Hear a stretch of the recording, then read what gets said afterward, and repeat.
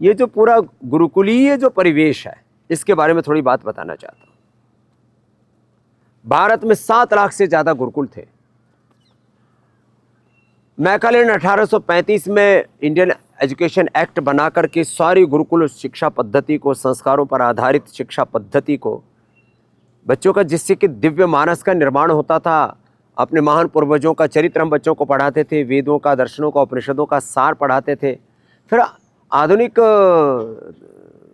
Math, physics, science, chemistry, इसको पढ़ाने का कोई विरोध नहीं। मैं तो कहता हूँ हम तो 10 भाषाएं पढ़ाते अपने बच्चों को। चलो अब सर्वांगासन, हलासन, चक्रासन आदि करो बच्चों, और ये रोज की दिनचर्या इनकी वो भी साथ में मैं बता रहा हूँ। और यहाँ पर हम क्या कर रहे हैं, यहाँ पर जो भारतीय शिक्षा बोर्ड का जो हमारा संकल्प है, हमारी संकल्पना है कि बच्चों को आत्मबोध, भारत बोध के साथ, सही इतिहास बोध के साथ, सभी विषयों के सनातन का भी बोध, नूतन का भी बोध, माने एक तरफ एंसेंट एजुकेशन सिस्टम, दूसरी तरफ मॉडर्न एजुकेशन सिस्टम का, दोनों का समन्वय, उनका संगम यहाँ पर है। और यहाँ पर बच्चों का मानस निर्माण करना, बच्चों को एक मशीन की तरह नहीं बनाना। वो तो आर्टिफिशियल इंटेलिजेंस, एआई बहुत अच्छा है, उससे जो है बच्चों को एआई से भी ज़्यादा ऐसा spiritual intelligence, RI, real intelligence, और उससे भी ज़्यादा उन बच्चों के भीतर शौर्य, वीरता, पराक्रम, स्वाभिमान। देखो, बच्चों को केवल यांत्रिक पढ़ाई कराएंगे तो नौकरी करने वाले बनेंगे। एक है नौकरी, एक है नेतृत्व। नौकरी तक के लिए तो योग्य बने ही बने, नेतृत्व करने वाले बने। अलग अलग प्रकार की दक्षता तो आए, स्किल्स आए, लेकिन दृष्टिवान भी बने।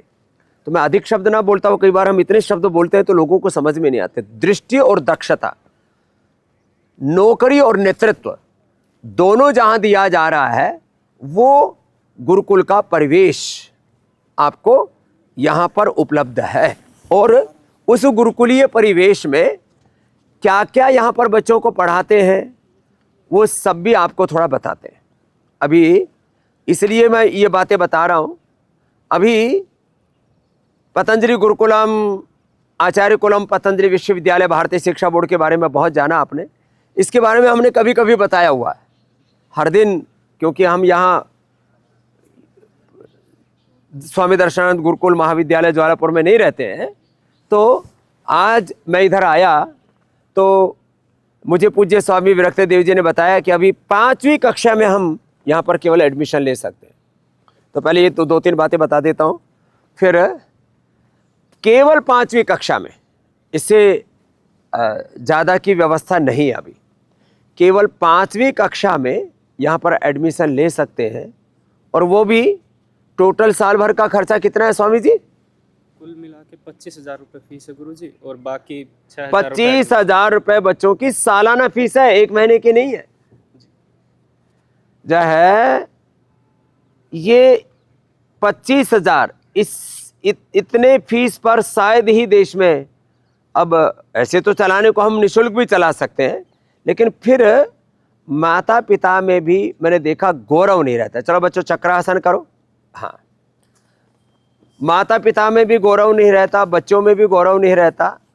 अब यहाँ तो एक साथ सब बच्चों को इतनी निष्णातता है, और कुछ बच्चे तो विशेष रूप से निष्णात हैं, एडवांस योग भी बहुत अच्छा कर लेते हैं। और इन बच्चों ने पूरी श्रीमद् भगवद गीता, अष्टाध्यायी, पंचोपदेश, पंचदर्शन, उपनिषद, ये भी सब याद करते हैं। फिर हिंदी, इंग्लिश आदि सब भाषाओं का भी बोध कराते हैं। सबसे बड़ी बात है इनके भीतर सच्चरित्रता, पवित्रता, कहते हैं ना, वो इनके रग रग में भर देते हैं, कूट कूट करके भर देते हैं। 25,000 रुपये मात्र साल भर का।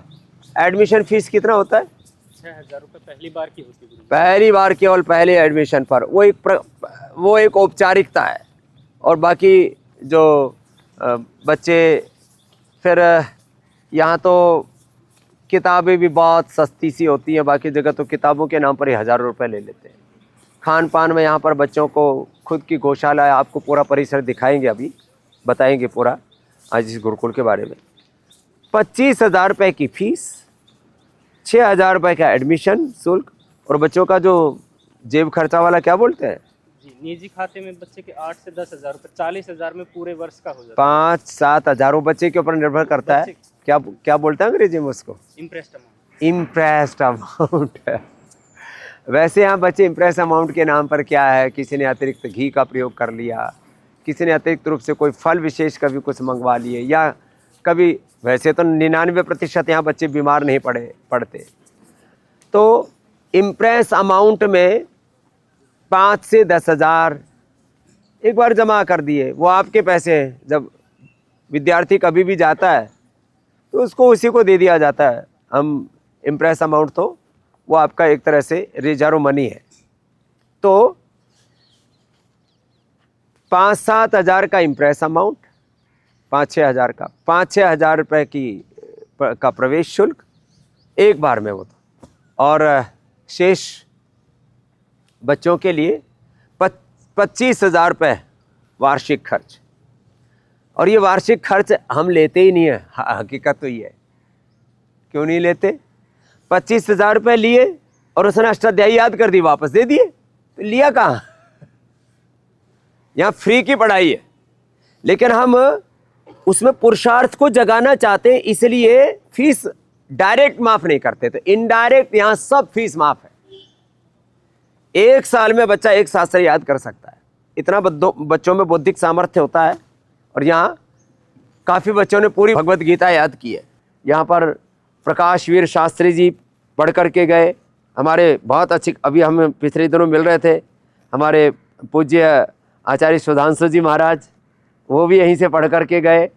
और भी कितने बड़े बड़े विद्वान, कौन कौन पढ़ के गए यहाँ से? नरदेव शास्त्री जी बहुत बड़े विद्वान थे। आचार्य कपिल देव जी बहुत बड़े विद्वान हैं। क्या बात है, यहीं के स्नातक रहे। और आचार्य उदयवीर शास्त्री जी संसद में भी ऐसे दहाड़ते थे, नेहरू जी भी उनके सामने चुप हो जाया करते थे। नेहरू जी खुद आए, जवाहरलाल नेहरू जी यहाँ पर आए, और महात्मा गांधी जी आए, प्रधानमंत्री आए, अरे जो है अपने ये अपने चंद्रशेखर जी, डॉक्टर राजेंद्र प्रसाद जी, और अपने मोरारजी देसाई जी, और चौधरी चरण सिंह जी, और लाला लाजपत राय जी, वाजपेयी जी, पता नहीं कितने कितने, माने जो भी भारत के महान नेता है। लेकिन वो जो है गुरुकुल ने अपनी परंपरा, माने इतना बड़ा यश था, आज से 125 साल पहले हैं, इतने प्राचीन गौरव गुरुकुल में पढ़ने का। और वही परंपरा बीच में थोड़ा शिथिल हो गई थी किसी कारण से, ठीक है, लेकिन फिर उसको जागृत कर दिया। और हमारे सारे गुरुजन यहाँ पर बहुत पुरुषार्थ करते हैं, सभी गुरुजनों के लिए बहुत बहुत अभिनंदन।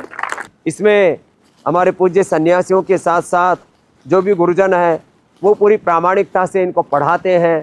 तो ये तो इनके विद्यालय भवन था, एकेडमिक बिल्डिंग थी, और इसके साथ योगाभ्यास, खेलकूद के लिए ये भी ग्राउंड है, खेलकूद के लिए अंदर भी है। यहाँ पर अंदर जो है ये अंदर का परिसर यहाँ आ गए। अब ये देखो, ये भी ये इनके छात्रावास है जो आप बाईं तरफ देख रहे हैं। तो ये इनका छात्रावास है। फिर इसमें कबड्डी से लेकर के, कुश्ती से लेकर के, बास्केटबॉल से लेकर के सारी फैसिलिटी। तो ये इधर दाएं बाएं तरफ सारी फैसिलिटीज है यहाँ। फिर इसमें बीच में से इसकी संभाल ही नहीं हुई, करीब 2 करोड़ रुपए तो इसके मेंटेनेंस में लग गया। इतना ज़्यादा विस्तार है। और उस समय 2-2 फीट की दीवारें, सब पुराने ज़माने के डाट के मकान है, डाट के सिंगल स्टोरी है, कुछ ही डबल स्टोरी वाली तो कुछ ही बिल्डिंग है। तो डाट के मकान है सारे के सारे। कि यहाँ 5वीं कक्षा का प्रवेश मात्र, ये तो चलो एक आलम्बन मिल गया कि इस गुरुकुल के बारे में बात करने का। तो ये सारा का सारा बहुत, इधर पूरा कार्यालय है, उधर छोटी यज्ञशाला है, अतिथिशाला है। तो उस समय ये दान से ही गुरुकुल चलता था। ये जो है ये भोजनालय पुराना, इसकी भी रिपेयर करवाई, सब टीन टप्पर इसके उखड़ गए थे, अब नए लगवाए। नीचे फ्लोर भी उखड़ गया था, उसको भी नया लगाया। यहाँ जो स्नातक परास्नातक होते थे वो बच्चे पढ़ते थे। इधर ये क्या है? हाँ, ये केंद्रीय कार्यालय था इसका, ये उसी समय का बना हुआ है सब। इधर आपको दिखाते हैं, ये डाट के मकान किसको कहते हैं? इसको कहते हैं। तो ये तो ऐसे कर दिए, बाकी ऐसे, हाँ ये वाले, हाँ इसमें तो टीन डाल दी। हाँ गिर गई थी। अब 150-200 साल पुराना था। ये है डाट के मकान, इसको कहते हैं डाट के मकान। तो उसमें कई जगह तो लोहे की पट्टी भी लगा देते थे और फिर यूं करके ईंट लगाते थे, एक दूसरे में ईंट को ऐसे फंसा के, और फिर वहीं टिक जाती थी। चूने से बनाते थे। और दीवारों की देखो ना, मैंने कहा 2-2 फीट की, ये जो इसका डायमीटर है ऐसे 2-2 फीट की ऐसे दीवार है। तो ये पुराने ज़माने का पूरा बना हुआ। इधर फिर अतिथिशाला है और बाकी सब है, इधर गौशाला है। तो सारी चीज़ें उसी समय, औषधालय भी है, गुरुकुल कांगड़ी फार्मेसी, गुरुकुल महाविद्यालय फार्मेसी उसी समय की है। ये 100 साल पुरानी। तो सैकड़ों वर्ष पुराना ये जो पूरा तंत्र चल रहा है, इसके पीछे एक बहुत बड़ी दृष्टि थी। तो आपको मैंने थोड़ा कुछ, बहुत लोगों को पता नहीं अभी पूरी गुरुकुलीय परिवेश के बारे में। तो इस गुरुकुल की इस गौरवशाली गरिमा को पुनः प्रतिष्ठापित करने का, प्रणाम जी प्रणाम, लगे रहो लगे रहो। तो ये इधर ये फार्मेसी विभाग है। तो खैर अब यह बच्चों को तो आयुर्वेद भी सिखाते हैं, खेती भी सिखाते हैं,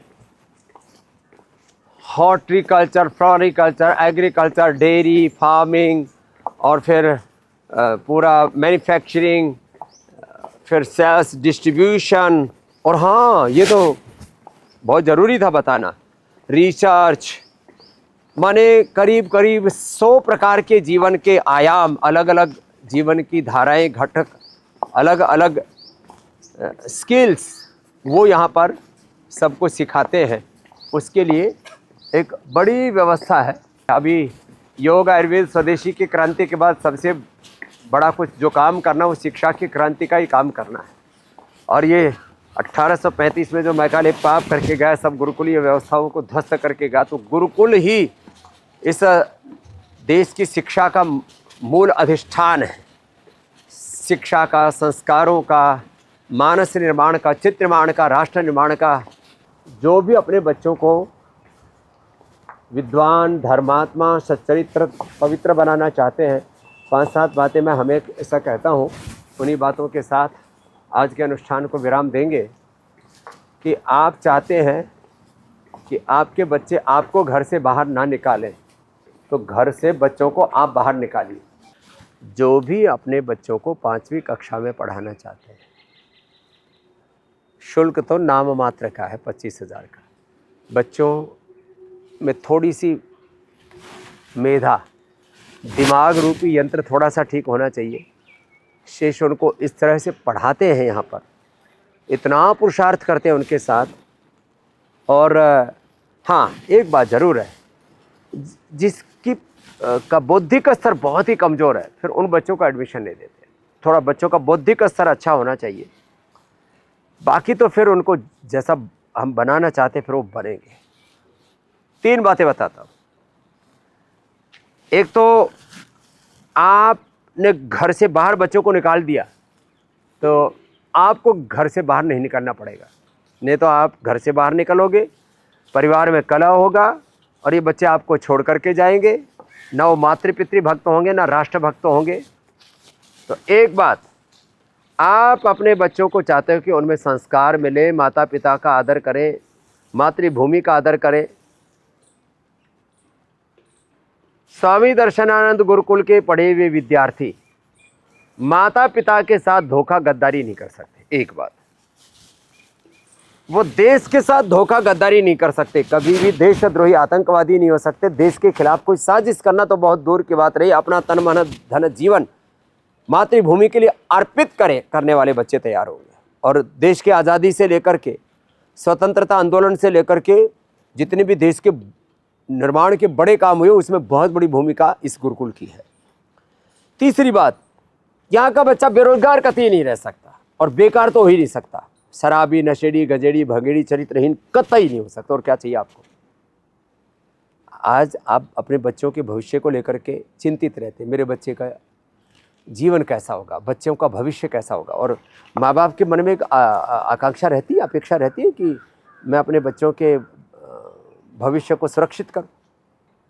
तो यहाँ बच्चे भी सुरक्षित है, उनका भविष्य भी सुरक्षित है, उनकी सिक्योरिटी को लेकर के आपको कोई सोचने की आवश्यकता नहीं। ये बहुत बड़ी जिम्मेदारी होती है अवश्य किसी भी विद्यालय में, किसी गुरुकुल में। और उनके फ्यूचर को लेकर के आपको किसी तरह से इनसिक्योर होने की आवश्यकता नहीं है, क्योंकि जो पूरी प्रक्रिया है यहाँ इस गुरुकुल में और गुरुकुल के बाद आगे की भी जो इनके ग्रेजुएशन, पोस्ट ग्रेजुएशन तक की पढ़ाई, और फिर पढ़ाई के बाद उनके पूरा कैरियर से लेकर के बच्चों के लिए तो हमारे पास तो आज भारतीय शिक्षा बोर्ड से लेकर के पतंजलि के विभिन्न अभियानों, आंदोलनों से लेकर के, अनुष्ठानों से लेकर के, और आज तो पूरी दुनिया में हमारा तो लक्ष्य आगे दुनिया के 200 देशों में योग, आयुर्वेद और सनातन धर्म का झंडा गाड़ना। तो ये कल्चरल एम्बेसडर्स तैयार करना, और केवल हम संस्कृत नहीं पढ़ा रहे हैं ना, उसके साथ सारे आधुनिक विषयों का बोध भी इन बच्चों को करवा रहे हैं। तो ना तो आप बच्चों के एजुकेशन को लेकर के, ना उनके फ्यूचर को लेकर के, ना कोई करिकुलम को लेकर के किसी भी प्रकार की कोई भ्रांति रखने की आवश्यकता नहीं। स्मार्ट क्लास, जो भी बच्चों के लिए जो ज़रूरत है, माने प्राचीन ज्ञान, आधुनिक विज्ञान का सबका यहाँ पर समन्वय। आप पतंजलि गुरुकुलम के बारे में सब जानते हैं। जो पतंजलि गुरुकुलम में है, जो आचार्य कुलम में है, वही यहाँ पर है। बस थोड़ा सा एक, जैसे कहते हैं ना, मीडियम के नाम पर एक भ्रांति के बीज डाल रखे हैं। ये इंग्लिश मीडियम है, ये हिंदी मीडियम है, ये संस्कृत मीडियम है। हमसे पूछते हैं हमारे गुरुकुल किस मीडियम के है? हमारे गुरुकुल में सर्व medium, all medium, all languages. एक भाषा क्या मतलब हुआ? कई भाषाओं का बोध होना चाहिए बच्चों को।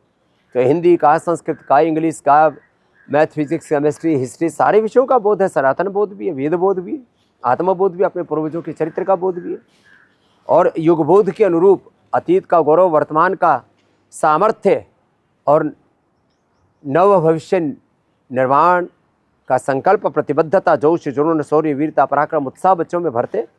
तो बस इतना ही आह्वान है कि आप अपने बच्चों को, एक अभिभावक, आप यदि माता पिता उनके अभिभावक हैं, तो हम भी उनके स्पिरिचुअल अभिभावक हैं।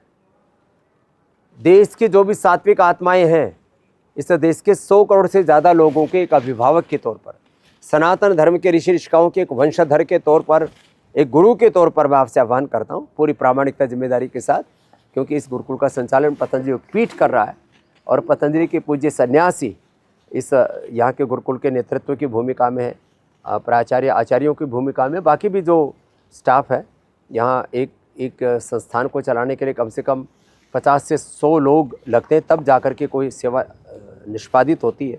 तो एक प्रामाणिकता के साथ आपको एक बात कहता हूँ, अपने बच्चों को यहाँ पढ़ाइए और आप निश्चिंत हो जाइए। अभी 5वीं तक की, केवल 5वीं कक्षा में प्रवेश की व्यवस्था है। एक जनरल नंबर तो है 8954555599, जिस पर आप सभी प्रकार से पतंजलि गुरुकुलम, दर्शनानंद गुरुकुलम, भारतीय शिक्षा बोर्ड, आचार्य कुलम, पतंजलि यूनिवर्सिटी आदि के बारे में जानते हैं। वो एक नंबर तो कॉमन है 8954555599, और यहाँ का स्पेशल नंबर 72